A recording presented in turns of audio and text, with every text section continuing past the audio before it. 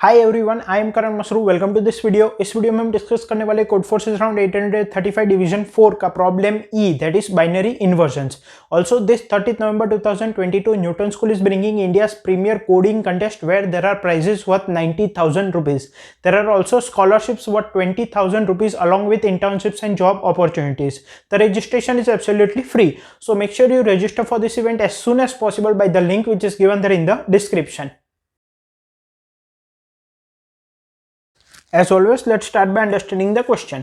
You are given a binary array of length n. ठीक है, क्या बोला गया है कि हमारे पास एक array है जिसकी लेंथ n है, मतलब कि उसमें n एलिमेंट्स है और ये array जो है वो बाइनरी है। बाइनरी का मतलब क्या है कि a of i या तो 0 होगा या तो a of i 1 होगा, इन दोनों में से एक ही वैल्यू हो सकती है। You are allowed to perform one operation on it at most once. ठीक है, क्या बोला गया है कि एक ऑपरेशन हम परफॉर्म कर सकते हैं इस पे जिसकी डेफिनेशन नीचे दी गई है, और ये ऑपरेशन हम इस एरे पे एट मोस्ट वंस बोला है। ठीक है, वंस भी नहीं बोला है, exactly once. At most once का मतलब क्या है कि या तो हम ऑपरेशन परफॉर्म करेंगे नहीं, और अगर करेंगे तो एक ही बार करेंगे। ठीक है, एक से ज्यादा बार नहीं करेंगे। In one operation, you can choose any element and flip it, turn a 0 into 1 और vice versa. तो ये एक ऑपरेशन जो हम एटमोस्ट एक बार कर सकते हैं, उसमें हमें क्या करना है, हम क्या कर सकते हैं, कोई भी एक इंडेक्स i सिलेक्ट करना है फ्रॉम द एरे और इस इंडेक्स की वैल्यू को फ्लिप करना है। फ्लिप का मतलब क्या है कि अगर इस इंडेक्स पे 1 है तो 0 कर देना है, और अगर 0 है तो उसको 1 कर देना है। ठीक है, what is the maximum number of inversions of the array we can have after performing at most 1 operations.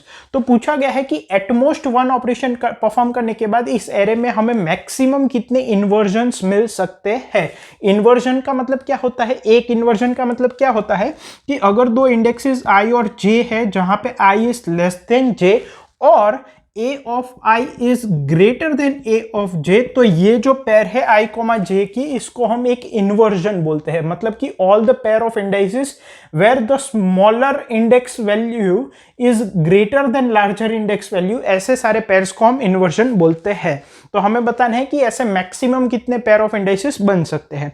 फिर नीचे बाइनरी एरे की डेफिनेशन दी गई है जो कि मैंने पहले ही बता दिया, और इन्वर्जन की डेफिनेशन दी गई है जो कि मैंने अभी क्लियर कर दिया। ठीक है, इनपुट किस तरह से दिया गया है, इनपुट में सबसे पहली लाइन में है नंबर ऑफ टेस्ट केसेस, सभी टेस्ट केस की फर्स्ट लाइन में n, that is the number of array in the array A, number of elements in the array A, और नेक्स्ट लाइन में एरे के n एलिमेंट्स दिए गए हैं। Output में मुझे maximum inversions which we can produced by performing at most one operation, that is by flipping at most one element, वो बताना है। कंस्ट्रेंट्स मैंने यहाँ पे लिख दिए। आई होप क्वेश्चन क्लियर है। अब इसके कंसेप्ट पे मूव करते हैं। अब यहाँ पे अगर कंसेप्ट और इम्प्लीमेंटेशन की बात करें तो हमें यहाँ पे क्या करना है, हमें एरे ए दिया गया है, उसके नंबर ऑफ इन्वर्जन्स को मैक्सिमाइज करना है। उसके लिए हम एक ऑपरेशन परफॉर्म कर सकते हैं। ऑपरेशन क्या है कि हम किसी भी एक इंडेक्स को फ्लिप कर सकते हैं, मतलब कि उसकी वैल्यू अगर 0 है तो 1 कर सकते हैं, 1 है तो 0 कर सकते हैं। लेकिन ये ऑपरेशन एटमोस्ट एक बार परफॉर्म कर सकते हैं, मतलब कि या तो हम ऑपरेशन परफॉर्म ही ना करें या तो एट मैक्स एक बार परफॉर्म करें। ठीक है, उससे ज्यादा नहीं कर सकते। तो मैक्सिमम इन्वर्जन्स हम कितने मिल सकते हैं वो बताना है।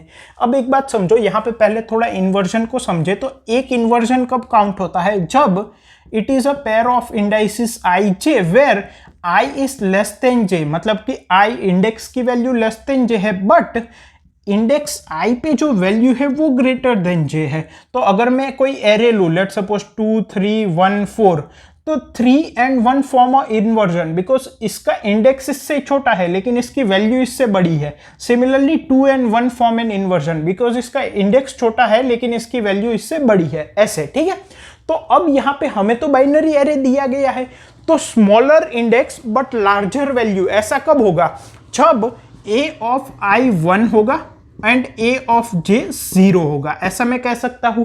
तो 1 फॉलोड बाई 0 ऐसा कहीं भी होगा, मतलब कि लेट सपोज 1 1 1 0 0 0 और भी 1s एंड 0s होंगे। मैं बस एक इतना लिख रहा हूं समझाने के लिए।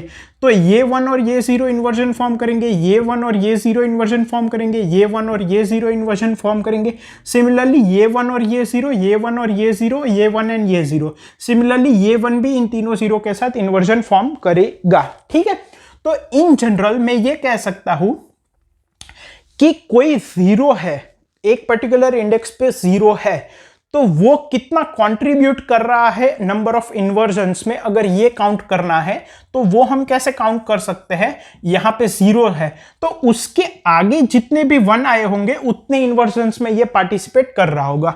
मतलब कि इसके बीच में जीरोस भी होंगे, बट 0 इन 0 तो इन्वर्जन होगा नहीं। ये 0 कितने इन्वर्जन्स में कंट्रीब्यूट कर रहा है, तो उसके आगे जितने भी 1 होंगे उतने इन्वर्जन्स में वो कंट्रीब्यूट कर रहा है। तो 0 1 0 1 0 1 0 1 एंड 0 1 5 इन्वर्जन्स में वो कंट्रीब्यूट कर रहा है, क्योंकि उसके पहले 5 1s है, ठीक है, एंड सो ऑन। ये बाद में यूज होगा, इसलिए मैंने अभी बता दिया। अब यहां पे नंबर ऑफ इन्वर्जन्स हमें मैक्सिमाइज करना है, तो एक सिंपल कंसेप्ट हम लगाते हैं। हमें एट मैक्स एक ऑपरेशन परफॉर्म करना है, तो हमारा जो बाय डिफॉल्ट एरे है इनिशियली, लेट सपोज मैं उसको डिफॉल्ट एरे बोलता हूं, तो इसके कुछ नंबर ऑफ इन्वर्जन्स होंगे। ये बाय डिफॉल्ट के नंबर ऑफ इन्वर्जन्स का मतलब क्या है, जब हमने ऑपरेशन परफॉर्म नहीं किया है। नाउ हम एट मैक्स एक ऑपरेशन परफॉर्म कर सकते हैं, तो वो एक ऑपरेशन हम किसी भी इंडेक्स पे परफॉर्म कर सकते हैं, 0 1 2 3 अप टू n-1। तो हम क्या कर सकते हैं, हम 0 से लेके n-1 तक हर एक बार ये ऑब्जर्व कर सकते हैं। लेट सपोज ये मेरा i है, कि जब मैं ith इंडेक्स को फ्लिप कर रहा हूं तो मुझे इन्वर्जन की वैल्यू कितनी मिल रही है। समझो, ये बाय डिफॉल्ट वैल्यू है। फिर हम ये देखेंगे कि 0 इंडेक्स को फ्लिप करने से मुझे कितने इन्वर्जन्स मिल रहे हैं, फर्स्ट इंडेक्स को फ्लिप करने से मुझे कितने इन्वर्जन्स मिल रहे हैं, ऐसा करते करते n-1 इंडेक्स को फ्लिप करने से मुझे कितने इन्वर्जन्स मिल रहे हैं। Out of all these values जो मैक्सिमम होगा वही हमारा आंसर हो जाएगा, ठीक है। अब ith इंडेक्स को फ्लिप करने पे कितने इन्वर्जन्स मिलेंगे, उसका एक तरीका क्या हो सकता है, हालांकि ये थोड़ा इंप्लीमेंटेशन पार्ट हो गया, बट फिर भी मैं यहां पे एक फॉर्मूला बता देता हूं।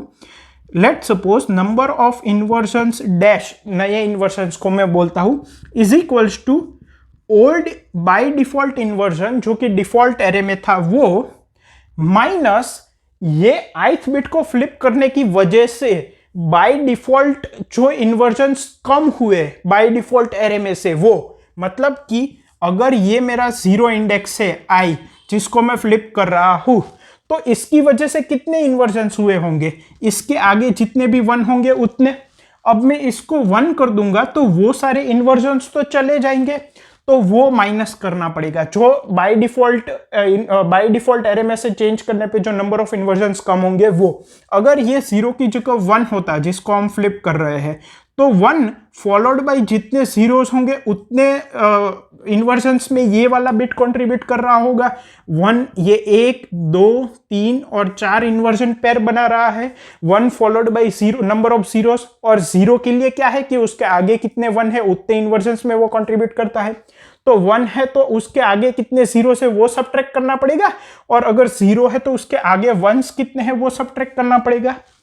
प्लस फ्लिप करने की वजह से जो मुझे नए इन्वर्जन्स मिले वो, मतलब कि ये पहले 0 था, ठीक है, ith बिट, इसको मैंने 1 कर दिया, तो अब इस इंडेक्स के आगे जितने भी जीरोस होंगे, जो कि इनिशियली यहां पे 0 था, तो ये और ये इन्वर्जन्स नहीं फॉर्म कर रहे थे, लेकिन क्योंकि अब ये 1 हो गया तो ये 1 इन जीरोस के साथ इन्वर्जन्स फॉर्म करेगा, तो ये प्लस करना पड़ेगा। सिमिलरली पहले जो 0, पहले अगर 1 था और अब अगर इसको मैंने ith इंडेक्स को 0 कर दिया है 1 की जगह, तो ये नए इन्वर्जन्स कितने ऐड करेगा, इसके आगे जितने 1 होंगे उतने, क्योंकि पहले तो ये 1 था तो इनके और इनके बीच में इन्वर्जन नहीं फॉर्म हो रहा था, लेकिन इसको मैंने 0 कर दिया, तो अब ये इन सब के साथ पेयर बना के क्या करेगा, इन्वर्जन्स फॉर्म करेगा, तो वो यहाँ पे ऐड करने पड़ेंगे। तो ऐसा हम हर एक इंडेक्स पे करेंगे और इन सब में से जो मैक्सिमम वैल्यू होगी वही हमारा आंसर हो जाएगा। एक चीज रिपीट कर देता हूं, अगर कोई 1 है तो अगर मैं ith इंडेक्स पे 1 है उसकी बात करूं तो वो कितने इन्वर्जन्स में कंट्रीब्यूट कर रहा होगा, ith इंडेक्स से लेके n-1 तक इंडेक्स में जितने जीरो है उतने। अगर ith इंडेक्स पे 0 है तो वो कितने इन्वर्जन्स में कंट्रीब्यूट कर रहा होगा, जितने उसके आगे, मतलब कि 0 से लेके i तक जितने 1 से उतने में, ठीक है। वो ये दो में बहुत काम आने वाले हैं, इसलिए मैंने बता दिया। ये हमारा ओवरऑल कंसेप्ट रहने वाला है। अब देखते हैं कि इसको एफिशिएंटली इंप्लीमेंट कैसे करते हैं। अगर यहाँ पे इंप्लीमेंटेशन की बात करें तो हमें बाय डिफॉल्ट इन्वर्जन्स कितने हैं वो काउंट करना है, और ith बिट को फ्लिप करने की वजह से नए कितने इन्वर्जन्स आते हैं वो चेक करना है। तो एक चीज समझो, हमें क्या चाहिए होगा हर एक इंडेक्स पे कि ith इंडेक्स से पहले जीरोस कितने हैं, बाद में जीरोस कितने हैं, पहले 1s कितने हैं, बाद में 1s कितने हैं, ये सब चाहिए होगा। तो यहाँ पे n की वैल्यू 2 इंटू 10⁵ तक है। तो अगर मैं हर एक बार जब ith बिट को फ्लिप करने की बात करता हूं तो 0 से लेके i-1 और i से लेके n-1 तक अगर मैं ट्रैवर्स करूंगा जीरोस और 1 को कैलकुलेट करने में, तो वो हर एक i के लिए n साइज का फॉर लूप हो जाएगा, मतलब कि टोटल n² हो जाएगा, 2 फॉर लूप लगेंगे और टाइम लिमिट एक्सीड हो जाएगी। तो यहां पे हमें कुछ एफिशिएंट सोचना पड़ेगा। यहां पे हमें क्या चाहिए, ith इंडेक्स के लिए 0 से लेके i तक कितने जीरोस होंगे या कितने वंस होंगे, एंड i से लेके n-1 के बीच में कितने जीरोस होंगे, कितने वंस होंगे, एंड सो ऑन। तो यहां पे हम प्रीफिक्स का यूज कर सकते हैं, हम प्रीफिक्स एरे बना सकते हैं। जैसे कि अगर यहां पे 0 0 1 1 0 1 0 है, ठीक है, तो अगर मैं प्रीफिक्स ऑफ 0 की बात करूं तो जहां पे 0 है वहां पे 1 लेना है, यहां पे भी 0 है, तो यहां पे दिस प्लस 1। प्रीफिक्स ऑफ 0 क्या डिनोट करेगा कि 0 से लेके ith इंडेक्स तक मेरे पास कितने जीरोस है, वो प्रीफिक्स 0 ऑफ i ये क्या डिनोट करेगा कि 0 से लेके ith इंडेक्स तक मेरे पास कितने जीरोस है।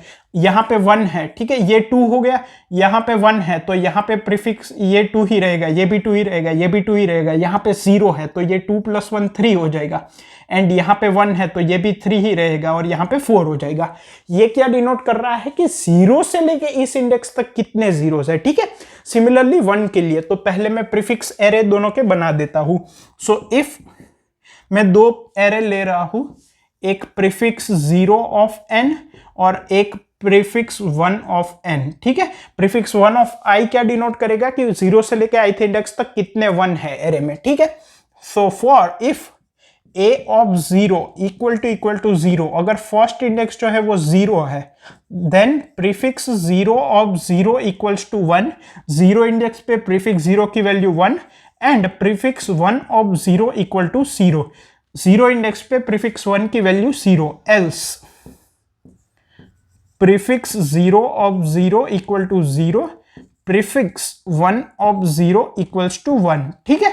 Now for I equals to 1 to n-1, if a of I equals to 1, अगर ith इंडेक्स पे 1 है तो प्रीफिक्स 1 ऑफ i की वैल्यू बढ़ जाएगी, prefix 1 of i equal to prefix 1 of i-1 plus 1, and prefix 0 of i की value prefix 0 of i-1 के बराबर रहेगी। एल्स अगर उसमें 0 है तो prefix 0 of i equals to prefix 0 of i-1 plus 1, and prefix 1 of i equal to prefix 1 of i-1, ऐसा हो जाएगा, ठीक है। तो ये हमने प्रीफिक्स एरे दोनों के बना लिए। अब बाय डिफॉल्ट कितने इन्वर्जन्स होंगे वो मुझे काउंट करना है, तो मैं एक आंसर वेरिएबल ले लेता हूं जिसको मैं 0 से इनिशियलाइज कर देता हूं। For I equal to 0, I is less than n I plus plus. If a of I equals to 0, अगर इंडेक्स की वैल्यू 0 है तो वो इंडेक्स कितने इन्वर्जन्स में कंट्रीब्यूट करेगा, जितने वंस उसके पहले आ गए हैं। So answer equals to answer plus prefix 1 of i, ठीक है। तो जब हम फॉर लूप के बाहर निकलेंगे तो डिफॉल्ट एरे के जो नंबर ऑफ इन्वर्जन्स होंगे वो इसमें काउंट हो जाएंगे। शायद आपको एक डाउट यह आ सकता है कि जब a of i equal to 1 है तो उसके आगे जो भी जीरोस है उतने में वो भी कंट्रीब्यूट करेगा, तो वो हम यहाँ पे क्यों काउंट नहीं कर रहे, बिकॉज वो रिपीट होगा। जैसे कि 1 1 0 है तो इस 0 के इन्वर्जन्स में काउंट करूंगा तो 1 और 2 दो होंगे। अब इस 1 के इन्वर्जन्स काउंट करूंगा तो वो ये 1 हो जाएगा और इस 1 का भी इन्वर्जन 1 हो जाएगा, लेकिन वो रिपीट हो रहा है। 0 का जो था वही ये 1 0 और 0 1 दोनों सेम पेयर बना रहे हैं, ठीक है। तो हम दोनों नहीं काउंट कर सकते, इसीलिए मैंने a ऑफ i को 0 जब हो रहा है तभी इन्वर्जन्स काउंट किए हैं, ठीक है। ओके, अब हमें क्या करना है, वंस i इक्वल टू 0 से लेकर n-1 तक हर एक बिट को एक के बाद एक फ्लिप करना है और देखना है कि मैक्सिमम आंसर किस में आ सकता है। तो मैं एक वेरिएबल ले लेता हूं चेंज, जिसको मैं इनिशियलाइज करता हूं 0 से। क्यों? क्योंकि बाय डिफॉल्ट अगर मैं डिफॉल्ट एरे रखता हूं तो चेंज 0 ही होगा। तो मुझे मैक्सिमम जहां पे चेंज मिलेगा उस बिट को मैं फ्लिप कर दूंगा। तो मुझे हर एक बिट को फ्लिप करने का चेंज कैलकुलेट करना है। So for i equal to 0, i is less than n i plus plus, अगर मैं ith बिट को फ्लिप करता हूं तो कितना चेंज आएगा। If a of i equals to 1, अगर वो 1 है तो change equals to max of change comma, अब यहां पे ith बिट को फ्लिप करने की वजह से क्या चेंज आएगा वो यहां पे लिखना है। तो अगर ith बिट 1 है तो उसका जो बाय डिफॉल्ट में जो कंट्रीब्यूशन होगा वो सब्ट्रैक्ट हो जाएगा। तो कितना सब्ट्रैक्ट हो जाएगा, 1 है, मतलब कि उसके बाद जितने भी जीरोस होंगे उतना। तो ith इंडेक्स के बाद कितने जीरोस होंगे, देखो हमारे पास प्रीफिक्स 0 एरे है। प्रीफिक्स 0 ऑफ n-1 क्या बताएगा कि पूरे एरे में 0 से लेके n-1 तक कितने जीरोस है। प्रीफिक्स 0 ऑफ i क्या बताएगा कि 0 से लेके i इंडेक्स तक कितने जीरो है। तो मैं prefix 0 of n-1 minus prefix 0 of i कर दूं तो मुझे क्या मिलेगा कि ith इंडेक्स से लेके n-1 इंडेक्स तक कितने जीरोस है, एक ही स्टेप में मिल जाएगा। उतना सब्ट्रैक्ट होगा, मतलब कि उतना वो चेंज नेगेटिव आएगा क्योंकि वो पहले थे अब नहीं रहेंगे। So minus prefix 0 of n-1 minus prefix 0 of i, number of zeros which are on right hand side of this ith index, plus अगर मैं इसको 0 कर दूंगा तो कितने इन्वर्जन्स बढ़ जाएंगे। अगर वो 0 हो गया तो उसके आगे जितने भी वंस होंगे उनके साथ वो पेयर अप करके इन्वर्जन कर लेगा। So plus prefix 1 of i, मतलब कि ith इंडेक्स तक कितने 1 आए हैं। एल्स अगर ये 0 है तो change equals to max of change comma, 0 index को जब मैं 1 करूंगा तो बाय डिफॉल्ट जो प्रीफिक्स इन्वर्जन्स होंगे वो चले जाएंगे उस बिट की वजह से। तो बाय डिफॉल्ट कितने होंगे, 0 के आगे जितने भी 1 होंगे उतने। सो minus prefix 1 of i plus add कितने होंगे, अगर मैं उसको 1 कर दूंगा तो उस इंडेक्स के आगे जितने भी जीरोस होंगे उतने ऐड हो जाएंगे। तो उसके आगे कितने जीरोस होंगे, prefix 0 of n-1 minus prefix 0 of i। So prefix 0 of n-1 minus prefix 0 of i, ठीक है। तो इससे ये भी मुझे मिल जाएगा। तो जब मैं फोर लूप से बाहर आऊंगा तो मेरे पास चेंज की मैक्सिमम वैल्यू होगी, मतलब कि किसी भी बिट को फ्लिप करने की वजह से मैक्सिमम चेंज मुझे क्या मिल सकता है, ठीक है। और बाय डिफॉल्ट वो 0 है तो कभी नेगेटिव तो जाएगा ही नहीं। तो एंड में हम क्या प्रिंट कर देंगे, आंसर जो बाय डिफॉल्ट है प्लस चेंज जो कि किसी बिट को फ्लिप करने की वजह से आएगा वो। टाइम कॉम्प्लेक्सिटी की बात करें तो 3-4 फोर लूप लगेंगे तो बिग O ऑफ n होगा जो कि गिवन टाइम लूप में इजीली हो जाएगा। ऑल्सो एक चीज यहाँ पे आप देखो तो जब a of i equal to 1 है तो ये कितने नए इन्वर्जन्स आ रहे हैं। अगर हम इसकी बात करें तो वो जब हम इसको फ्लिप करेंगे तो उसकी वजह से जो नए इन्वर्जन्स आएंगे वो यहाँ पे काउंट हो रहे हैं। तो जब मैं इस 1 को 0 करूंगा तो number of inversions would be equal to number of ones from 0 to i minus 1। तो ये प्रीफिक्स 1 ऑफ i नहीं होगा, i माइनस 1 होगा, क्योंकि अगर मैं यहाँ पे i लेता हूं तो ये करंट इंडेक्स वाला 1 जो है जिसको हम फ्लिप कर रहे हैं वो भी काउंट हो जाएगा, इसलिए यहाँ पे -1 होगा, ठीक है। आपको क्वेश्चन, कंसेप्ट, इंप्लीमेंटेशन तीनों क्लियर है। इसका सॉल्यूशन कोड मैंने कमेंट्स में प्रोवाइड किया है। Thank you.